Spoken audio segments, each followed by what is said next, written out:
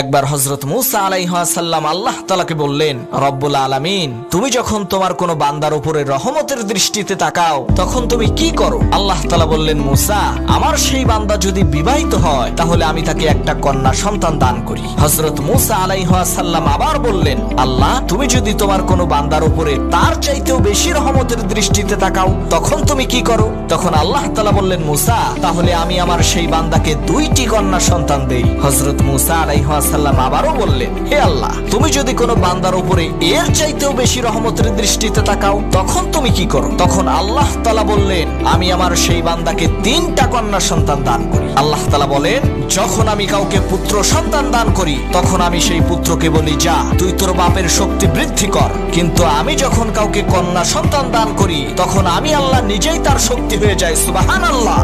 একবার হযরত মূসা আলাইহিস সালাম আল্লাহ তাআলাকে বললেন, রব্বুল আলামিন, তুমি যখন তোমার কোনো বান্দার উপরে রহমতের দৃষ্টিতে তাকাও তখন তুমি কি করো? আল্লাহ তাআলা বললেন, মূসা, আমার সেই বান্দা যদি বিবাহিত হয় তাহলে আমি তাকে একটা কন্যা সন্তান দান করি। হযরত মূসা আলাইহিস সালাম আবার বললেন, আল্লাহ, তুমি যদি তোমার কোনো বান্দার উপরে তার চাইতেও বেশি রহমতের দৃষ্টিতে তাকাও তখন তুমি কি করো? তখন আল্লাহ তাআলা বললেন, মূসা, তাহলে আমি আমার সেই বান্দাকে দুইটি কন্যা সন্তান দেই। হযরত মূসা আলাইহিস সালাম আবারও বললেন, হে আল্লাহ, তুমি যদি কোনো বান্দার উপরে এর চাইতেও বেশি রহমতের দৃষ্টিতে তাকাও তখন তুমি কি করো? তখন আল্লাহ তাআলা বললেন, আমি আমার সেই বান্দাকে তিনটা কন্যা সন্তান দান করি। আল্লাহ তাআলা বলেন, যখন আমি কাউকে পুত্র সন্তান দান করি তখন আমি সেই পুত্রকে বলি, যা তুই তোর বাপের শক্তি বৃদ্ধি কর। কিন্তু আমি যখন কাউকে কন্যা সন্তান দান করি তখন আমি আল্লাহ নিজেই তার শক্তি হয়ে যাই। সুবহানাল্লাহ।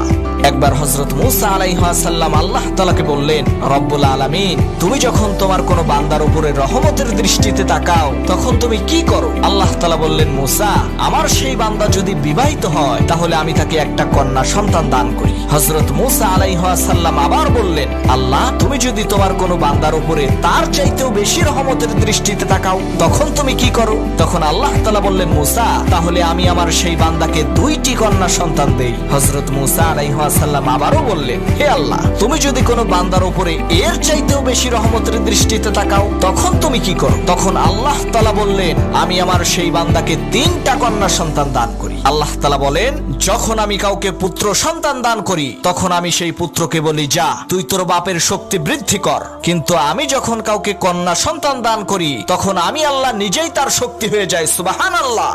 একবার হযরত মূসা আলাইহিস সালাম আল্লাহ তাআলাকে বললেন, রব্বুল আলামিন, তুমি যখন তোমার কোনো বান্দার উপরে রহমতের দৃষ্টিতে তাকাও তখন তুমি কি করো? আল্লাহ তাআলা বললেন, মূসা, আমার সেই বান্দা যদি বিবাহিত হয় তাহলে আমি তাকে একটা কন্যা সন্তান দান করি। হযরত মূসা আলাইহিস সালাম আবার বললেন, আল্লাহ, তুমি যদি তোমার কোনো বান্দার উপরে তার চাইতেও বেশি রহমতের দৃষ্টিতে তাকাও তখন তুমি কি করো? তখন আল্লাহ তাআলা বললেন, মূসা, তাহলে আমি আমার সেই বান্দাকে দুইটি কন্যা সন্তান দেই। হযরত মূসা আলাইহিস সালাম আবারও বললেন, হে আল্লাহ, তুমি যদি কোনো বান্দার উপরে এর চাইতেও বেশি রহমতের দৃষ্টিতে তাকাও তখন তুমি কি করো? তখন আল্লাহ তাআলা বললেন, আমি আমার সেই বান্দাকে তিনটা কন্যা সন্তান দান করি। আল্লাহ তাআলা বলেন, যখন আমি কাউকে পুত্র সন্তান দান করি তখন আমি সেই পুত্রকে বলি, যা তুই তোর বাপের শক্তি বৃদ্ধি কর। কিন্তু আমি যখন কাউকে কন্যা সন্তান দান করি তখন আমি আল্লাহ নিজেই তার শক্তি হয়ে যাই। সুবহানাল্লাহ।